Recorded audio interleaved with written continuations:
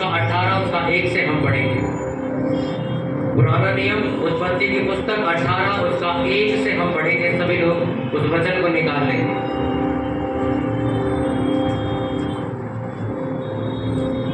उत्पत्ति 18 उसका 1 से हम पढ़ेंगे। पुराना नियम बाइबल की पहली किताब उत्पत्ति 18 उसका 1 से हम पढ़ेंगे सभी लोग। इसलिए मैंने कहा पूरी बाइबल पढ़नी शुरू करो। ये नया नियम लेके पूरी जिंदगी डोलोगे। मैं जब नया नया मसीह में आया था तो करीब 6 महीने बाद मैंने बड़ी बाइबल ले ली थी चर्चा में। मैंने चर्च में लोगों को देखा वो 3 साल से नया नियम लेके फर्स्ट में घूमते रहते। अरे भाई आपको पूरी बाइबल पढ़नी जरूरी है। अगर पूरी बाइबल नहीं पढ़ोगे परमेश्वर बात कैसे करेगा? पुराना नियम और नया नियम परमेश्वर के 2 होठों की तरह, आपको दोनों पढ़ने जरूरी है। इसलिए बड़ी बड़ी बाइबल आप लिखवा दो, आपके लिए मंगवा देंगे। जो पैसे होंगे आप वॉलंटियर को दे देना, वो ला के दे देगा। वरना ये छोटी बाइबल लेके बाद घूमो, ये उन्हें दी जाती जो बस में प्रचार होता है। आपका टाइम खत्म हो गया इसका। अब बड़ी बाइबल ले लो। अभी भी आप निकर पहन के घूमते जो बचपन में आपकी मम्मी पहनाती थी, आप पैंट पहनते हो ना। जब आप नए नए प्रभु में आए थे तो छोटी सी बाइबल आपको मिलेगी। अब बड़े हो गए, बड़ी बाइबल ले लो। अब्राहम मरबे के बान वृक्षों के बीच कड़ी धूप के समय तंबू के द्वार पर बैठा हुआ था। तब यहोवा ने उसे दर्शन दिया। उसने आंख उठाकर दृष्टि की तो क्या देखा कि 3 पुरुष उसके सामने खड़े हैं। जब उसने उन्हें देखा तब वह उनसे भेंट करने के लिए तंबू के द्वार से दौड़ा और भूमि पर गिरकर दंडवत की और कहने लगा, हे प्रभु, यदि मुझ पर तेरी अनुग्रह की दृष्टि है तो मैं विनती करता हूँ कि अपने दास के पास से चले न जाना। मैं थोड़ा सा जल लाता और आप अपने पांव धोकर इस वृक्ष के नीचे विश्राम करें। फिर मैं एक टुकड़ा रोटी ले आऊँ और उससे आप अपने जीव को तृप्त करें, तब उसके पश्चात आगे बढ़े, क्योंकि आप अपने दास के पास इसीलिए पधारे। उन्होंने कहा, जैसा तू कहता है वैसा ही कर। तब अब्राहम तुरंत तंबू में सारा के पास गया और कहा, 3 सा मेदा जल्दी से गोद और फुलके बना।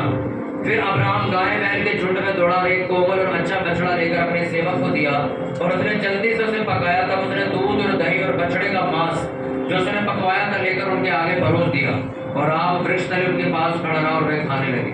उन्होंने उससे पूछा, तेरी पत्नी सारा कहाँ है?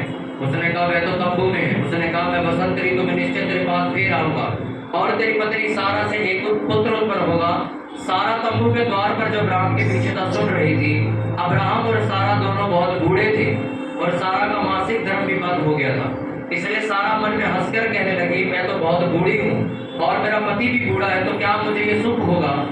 तब यहोवा ने अब्राहम से कहा, सारा ये कहकर क्यों हंसेगी? क्या मेरे जो इतनी बूढ़ी होगी सचमुच एक पुत्र उत्पन्न होगा? क्या यहोवा के लिए कोई काम कठिन है? नियत समय पर अर्थात बसंत ऋतु में मैं तेरे पास फिर आऊंगा और सारा के एक पुत्र उत्पन्न होगा। तब सारा डर के बारे यह कहकर मुकर गई कि मैं नहीं हंसी। उसने कहा, नहीं तू हंसी तो सब बोलो आपने उन्हीं की तरह से कर। हालेलुया। अपने पड़ोसी को बोलो, ध्यान से सुन, सुनने से विश्वास पैदा होता है। फिर से बोलो, ध्यान से सुन, सुनने से विश्वास पैदा होता है। हालेलुया। बाइबल में आपने पढ़ा कि अब्राहम के घर पे 2 दूत आते। कौन आता है? 2 दूत आते, उनके घर में आते हैं, बैठते हैं और जो अब्राहम था वो उसी तंबू के गेट में बैठा हुआ था। उसकी नजर पड़ती कि सामने से परमेश्वर के 2 दूत चल के आ रहे और वो उठता है और फुर्ती करके जाता है, उनको प्रणाम करता है, दंडवत करता है, उनको कहता है, आप मेरे घर में आओ, रोटी खा के जाना। फटाफट घर में जाता है, अपनी वाइफ को बोलता है खाना बनाने के लिए, अपने घर में रह रहे दास को बोलता है कि जा अच्छा सा चिकन लेके आ। वो बढ़िया सा मांस पकवाते उनके सामने रखते हैं और वो खाते हैं। उसके बाद दूत बोलना शुरू करता है, कहता है, तेरी वाइफ कहाँ है? कहता है, मेरी वाइफ तो अंदर बैठी। वो कहता है, ठीक है, हम इसी समय अगले साल फिर से आएंगे, तब तेरे घर में एक बेटा होगा। क्योंकि अब्राहम के घर में एक भी बेटा नहीं था और वो 100 साल के आसपास पहुंच चुका था। बाइबल ऐसा बताती, उसकी वाइफ जब अंदर बैठ के ये बातें सुन रही थी तो वो हंसने लगी, मजाक उड़ाने लगी कि ऐसा कैसे हो सकता है, हम दोनों की उम्र तो निकल चुकी है, अब बेटा होना इम्पॉसिबल है। ये तो लाजमी सी बात है, ये कुदरत के खिलाफ बात है, ये तो हो ही नहीं सकता। हम तो 100 साल के आसपास हो चुके हैं, अब हमारा कोई बेटा नहीं हो सकता। पर स्वर्गदूत जो आया था, परमेश्वर का दूत जिसको बोला गया है, बाइबल ऐसा बताती है कि उसने कहा तू हंस क्यों रही है, क्या तेरे को ऐसा लगता है कि परमेश्वर के लिए कोई काम अनहोना है, या तुझे ऐसा लगता है कि परमेश्वर कर नहीं सकता? हालेलुया। अब आप ध्यान से सुनो, अगले साल ये बात सच होती है कि नहीं होती? बोलो हाँ कि ना? अगले साल उसके बेटा उत्पन्न होता है कि नहीं होता? इसहाक उत्पन्न होता है। अब ये पूरी स्टोरी सुनने के बाद आप में से बहुत सारे लोग ये सोचेंगे कि हाँ, परमेश्वर उसके पास आया और उसने उसको ऐसी आशीष दी जो दुनिया के लिए अनहोनी है, कुदरत के लिए अनहोनी है। ये तो हो ही नहीं सकता, ये तो हो ही नहीं सकता। ऐसी आशीष उसको घर पे आके परमेश्वर देके गए। तो इसका मतलब हमारे घर भी जब परमेश्वर आए थे, तो जो चीजें आज मैं परमेश्वर से मांग रहा हूँ, जो लोगों को लग रहा है कि ये अनहोना, ये तो हो ही नहीं सकता, कि मेरी जिंदगी कर्जे में खत्म हो गई। अब एक बात कोई ऐसी कह रहा है तू सबसे ज्यादा करोड़पति होगा, अरे बात ही, मेरी तो उम्र ही खत्म हो गई, मेरी तो कमाने की उम्र ही खत्म हो गई, अब कहां से मैं करोड़पति बनूंगा? और वही शब्द परमेश्वर आपको बोलेगा, क्या परमेश्वर के लिए कोई बात अनहोनी या मुश्किल है? अरे मैंने तो बड़े से बड़े डॉक्टर से इलाज करा दिया है, उन्होंने भी कह दिया भाई तुझे ऐसे ही दवाइयों में जिंदगी जीनी पड़ेगी। और परमेश्वर आपके घर आके बोलता है अगले साल ये बीमारी तेरी चली जाएगी। हो सकता है हंसो यार, ये बीमारी तो लोग, क्या सबको मालूम है कि कैंसर अगर तीसरे स्टेज में पहुंच जाए तो कोई नहीं बच सकता, तो मरना ही है। फिर तुम कह रहे हो ये तीसरे स्टेज में भी खत्म हो सकता है। अब एक बात ध्यान सुनो, ऐसी आशीष जो इम्पॉसिबल है, एक ऐसी ब्लेसिंग, एक ऐसी बरकत जो अनहोनी है, मतलब सुन के या तो लोग हंसेंगे या तो हैरान हो जाएंगे, या तो हैरान हो जाएंगे कि ये कैसे हो सकता है, ये कैसी फिजूल बात है। आपको ऐसा लगेगा। और आप ध्यान से सुनो, आप जब परमेश्वर आपके घर में आए, जब परमेश्वर आपके घर में आए तो आपको ऐसी चीज बोल के चलेगा जो दुनिया को मालूम नहीं हो सकती। सीधी सी बात समझो, परमेश्वर घर कब आए? क्योंकि ऐसी आशीष सिर्फ परमेश्वर दे सकता है जो अनहोनी है या इम्पॉसिबल है या बड़ी कठिन है। ये तो दिमाग से बाहर वाली बात कह रहे हो आप, ऐसा नहीं हो सकता। ये बात सिर्फ परमेश्वर बोल सकता है, वही बोल सकता है। कुंवारी गर्भवती होगी और यीशु मसीह का जन्म होगा। लोग विश्वास आज भी नहीं करते। ऐसी चीज जो साइंस से बाहर है, डॉक्टरी से बाहर है, मतलब ये लिमिट सब, ये कैसी बात कर रहे हो आप? पर परमेश्वर को चीज करके दिखाता है। कब करके दिखाता है? कब करके दिखाता है? आज आपको जवाब मिलेगा। मैं आपको पहला हिंट देता हूं, ये चीजें आपके साथ तब हो सकती हैं जब कोई परमेश्वर का दूत खुद आके आपको देखेगा। ऐसी आशीष जो अनहोनी है, इम्पॉसिबल है, असंभव है, ये तभी हो सकती है जब आपके घर कौन आए? परमेश्वर खुद चल के आए, या खुद परमेश्वर का दूत है, वही ऐसा कर सकता है। ये इंसान के बस की बात नहीं है। अब परमेश्वर आपके घर आएंगे कब? अब्राहम के घर कब आए? परमेश्वर को ये बात मालूम थी कि अब्राहम एक अतिथि सत्कार करने वाला व्यक्ति है, एक विश्वास करने वाला और परमेश्वर के वचन पर चलने वाला, प्रार्थना करने वाला व्यक्ति है। इसलिए उसके घर में कौन आया था? खुद परमेश्वर के दूत चल के आए थे और उसको ऐसी चीज देखे जो आज तक, जिसको अगर आज भी लोग पढ़े तो विश्वास नहीं करते। अब दूसरी चीज, मरियम के पास भी जब प्रभु यीशु मसीह आए थे, जब उनके गर्भ में वो आए थे, पहले कौन आया था? एक स्वर्गदूत आया था। अगर आपने पढ़ा हो, याद है कि नहीं? एक स्वर्गदूत आया था। कौन सा दूत था मालूम? जो यहोवा परमेश्वर के सामने हमेशा खड़ा रहता। वो स्वर्गदूत खुद उनके घर आया था और बोल के गया था कि पवित्र आत्मा तुम पे उतरेगा, तुम एक पुत्र जनोगे जो दुनिया के जगत का पाप उठा ले जाए। एक ऐसी आशीष जो इम्पॉसिबल है, असंभव है, विश्वास नहीं कर सकता कोई। ऐसी आशीषें लोगों को तब मिली है जब उनके घर में कोई स्वर्गदूत खुद आके बोल के गया। अब्राहम को मिली, दूत घर पे आए थे। मरियम को मिली, दूत घर पे आए थे। अब तीसरी सबसे बड़ी आशीष सुनो, जिसकी वजह से तुम यहाँ बैठे हो, मैं यहाँ प्रचार कर रहा हूँ। कुरनेलियुस के घर कौन आया था?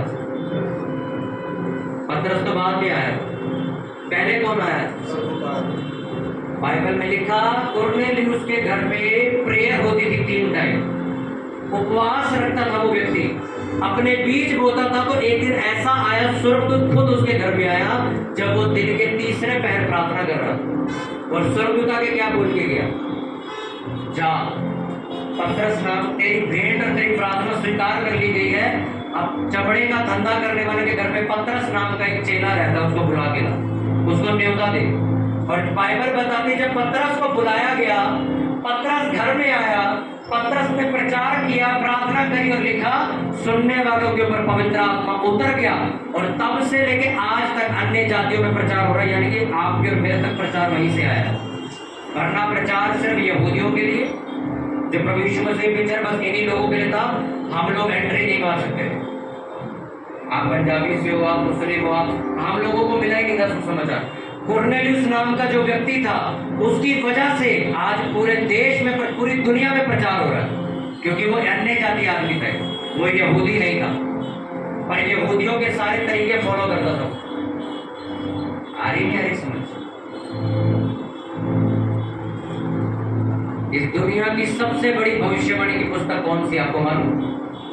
दुनिया की सब साइंस भी फेल हो गई उस किताब के आगे, कौन सी मालूम? प्रकाशित वाक्य, बाइबल की आखिरी किताब, जो आज हो रहा है उसमें पहले से लिखा हुआ है। किसने लिखी थी? यूहन्ना ने।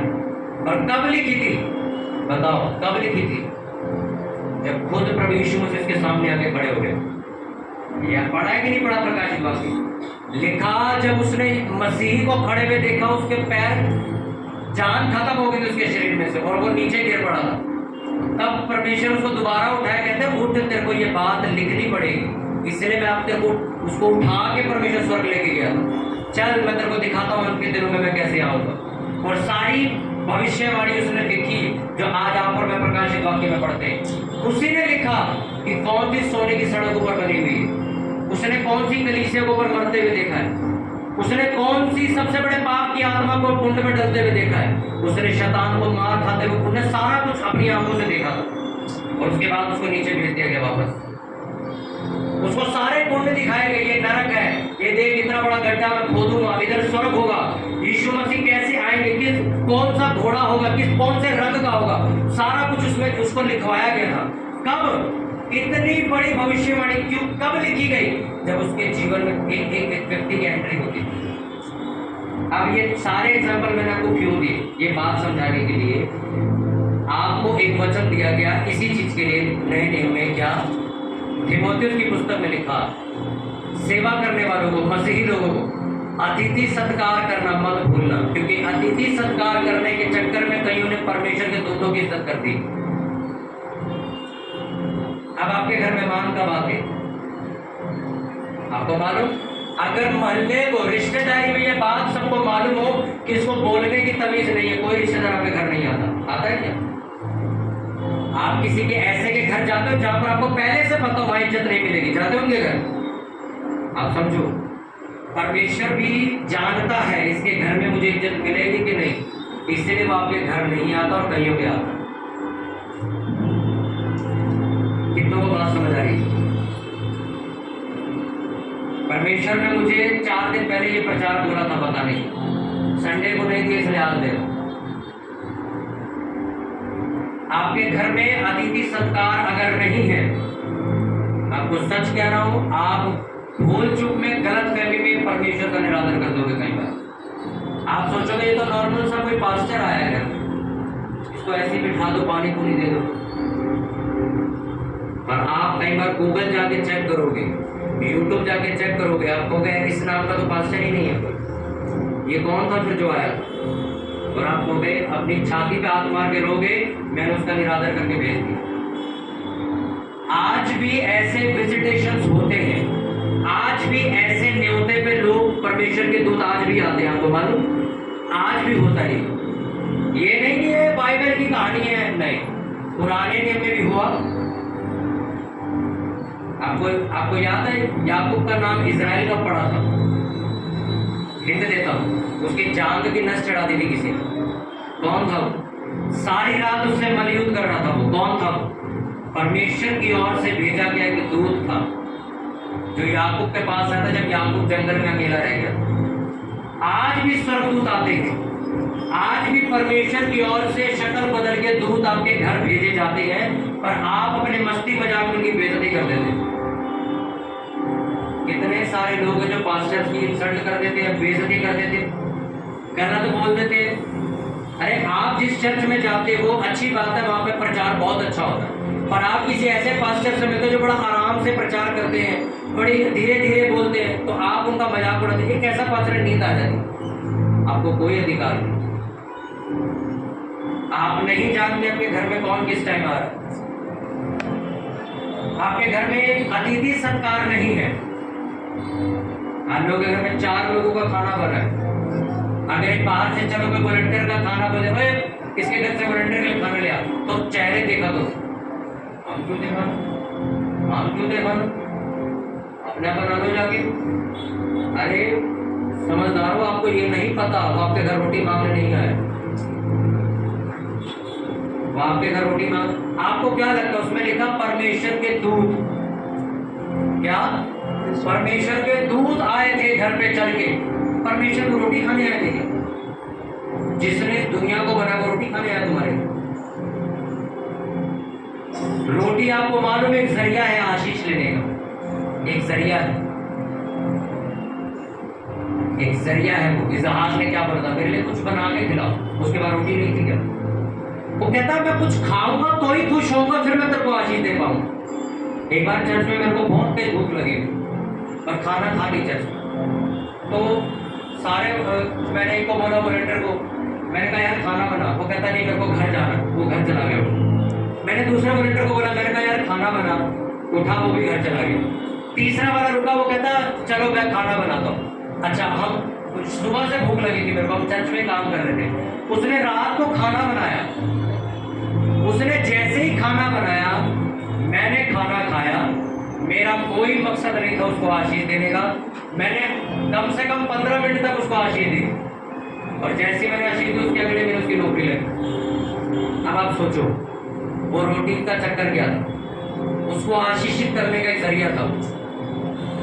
आपको लगता है हम 2 रोटी किसी वॉलंटियर को क्यों दें, हम क्यों उसके लिए शरबत बनाएं, हम क्यों उसको घर में बुलाएं, हम काय को तरह ताम झाम करें। हमारे घर का भी कोई पास्टर आता है तो सलाह होती है यार चिकन वगैरह रहने दो, दाल दूल बना लो, मैं कहा नहीं चिकन ही बने। अब क्यों, उसका कारण मैं बताता हूँ। दाल या कोई भी ऐसी सब्जी इसको सामान्य खाना कहना है, नॉर्मल खाना है, पर जब आपके घर कोई बड़ा दिग्गज फंक्शन होता है, बनता है नॉनवेज आपके घर, इसलिए कभी आपके घर कोई सेवक आए सबसे महंगा खाना बनना चाहिए, भले उसने 10 दिन तक यही खाया हो, आप भी वही बनाओ, भले वो 1 कटोरी खा के जाए, पर उसको लगना चाहिए उन्होंने खर्चा किया। 100 रुपये की दाल बना के रख सकता हूँ मैं, 1 किलो पूरा कुकर भर के बन जाती, सब खा लोगे, हम तब भी 1000, 1500, 2000 खर्चते क्यों?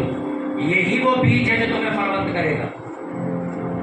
आज लोग कहते हैं अरे मामा आने वाले हैं, चिकन बनाओ, बिरयानी बनाओ, रायता डालो, ये डालो। अच्छा पास्टर आ रहे हैं, दाल बना ले, कोई दाल बना ले। पौलुस कहता पवित्र लोगों के लिए जितना खर्च सकते हो खर्च, जितना खर्चा कर सकते हो। मैं आपको आज ही बता रहा हूं ताकि आप ये सीख जाओ। परमेश्वर को मालूम है इसके घर से मुझे क्या मिलने वाला। आपको भी मालूम है कि अगर मैं इसके घर जाऊंगा इज्जत नहीं करेगा, आप उसके घर नहीं जाओगे क्या? आप कभी नहीं जाओगे। उसी तरह परमेश्वर को मालूम है इसके घर में ये मेरी इज्जत नहीं करेगा, मैं इसके घर आशीष देने नहीं जा सकता। इसलिए कितने स्वर्गदूत आपके घर के पीछे से मुड़ के किसी और के घर चले जाते हैं और आपके घर नहीं आ पाते। अगर आपको ऐसी आशीष चाहिए जो इमेजिनेशन से बाहर है, एक कल्पना से बाहर है, दिमाग से बाहर है, ऐसा तो हो ही नहीं सकता। और परमेश्वर आप चाहते कि ऐसी आशीष मुझे मिल जाए, आपको अतिथि सत्कार करना आना चाहिए। आपके घर परमेश्वर के दूत आएंगे खुद। हालेलुया। कितनों को बात समझ आ रही है? आज हमारे घर में पूरे भारत से बड़े पास्टर लोग आते मिलने के लिए। मालूम क्यों बात? परमेश्वर उनको बताता है इनके घर जाओ ये तुम्हारी इज्जत करें, ये अपनी जेब भी खाली कर देंगे, खर्चा करें, तुम जाओ। इसीलिए आते, हमने किसी को इन्विटेशन नहीं भेजे।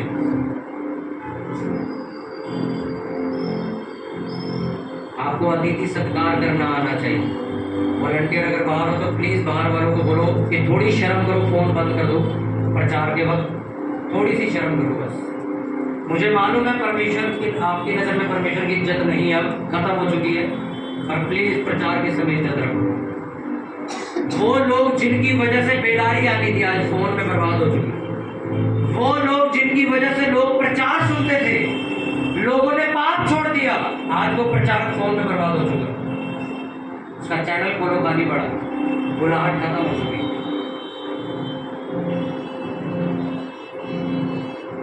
कितने ऐसे भविष्यवक्ता जिनकी वजह से सरकारें तक बदलनी थी, वो आज कहीं और ही दुनिया में जी रहे। भूल गए वो।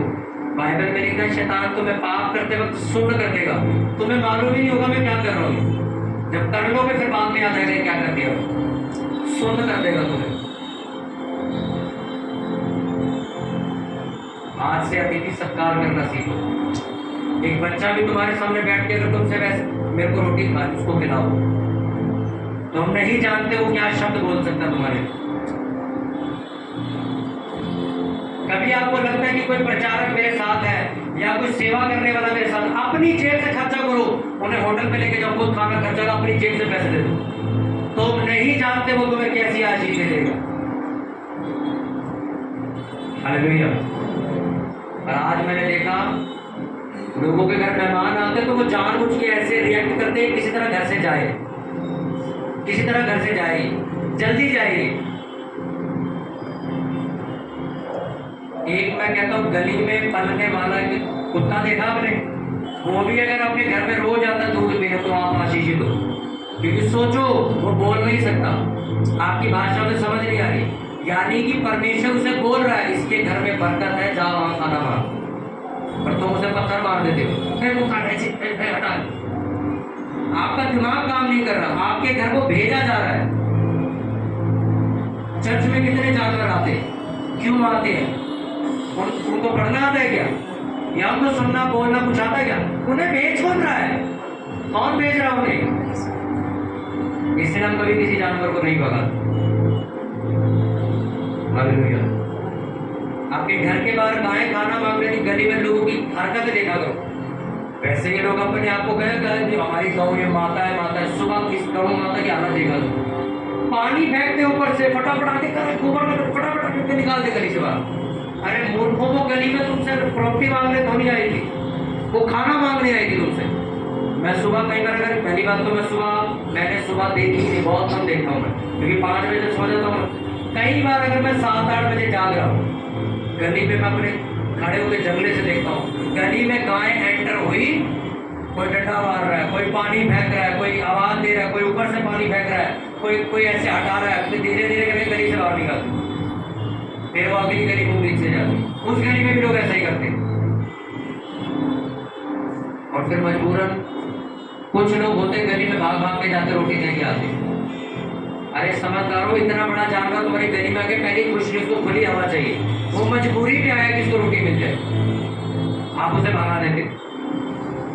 इसलिए इन चीजों के ऊपर आज से काम करना। अतिथि सत्कार, चाहे इंसान हो, सेवक हो, पास्टर हो, चाहे कोई जानवर ही हो, कौन आपके घर आया उसको जो चाहिए उसको दे के भेजो।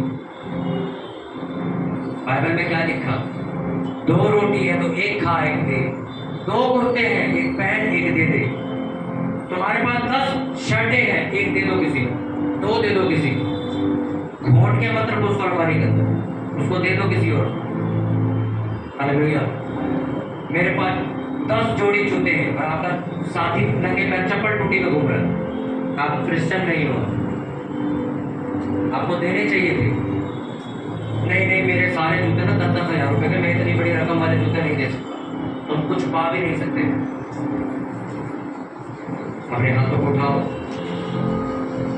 और आज प्रार्थना करो, परमेश्वर अगर अनजाने में मैंने किसी स्वर्गदूत का अनादर करके उसे भेज दिया तो आज मैं माफी मांगता हूँ, ये प्रार्थना करता हूँ, प्रभु दोबारा उस स्वर्गदूत को भेजे, मैं पूरे आदर के साथ उसका अतिथि सत्कार करूंगा। परमेश्वर प्रभु, चाहे वो कोई बच्चा हो, चाहे कोई सेवक हो, चाहे कोई आराधक हो, कोई वॉलंटियर हो, कोई पास्टर हो, प्रभु कोई भी मेरे घर आए, चाहे कोई अन्य जाति है, प्रभु मैं उसका आदर करूंगा, क्योंकि तेरे वचन में ऐसा लिखा है, असली सेवक वही है जो अतिथि सत्कार करना जानता है।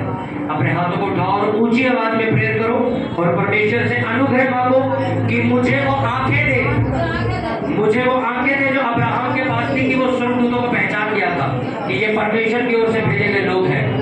अपने हाथों को उठाओ, ऊंची ऊंची आवाज में प्रार्थना करेंगे सभी जन, ऊंची आवाज में प्रार्थना करेंगे सभी जन। प्रभु मुझे अतिथि सत्कार करने वाला बना, मेरी आत्मिक आंखों को खोल दे कि प्रभु मैं तेरे दूतों को पहचान सकूं, मैं लोगों को पहचान सकूं, मैं प्रभु तेरे दासों का आदर कर सकूं।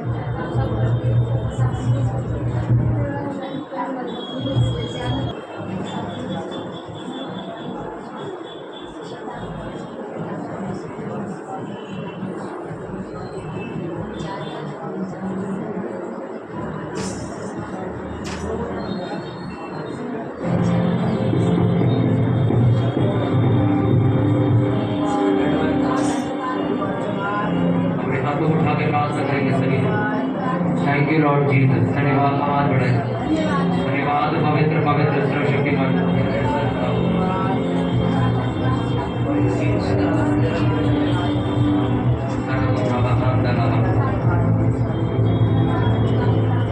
अपनी जगहों पर स्थानों पर खड़े होंगे, प्रभु यीशु मसीह के नाम पे मांगते हुए चर्च जोर से बोले आमीन।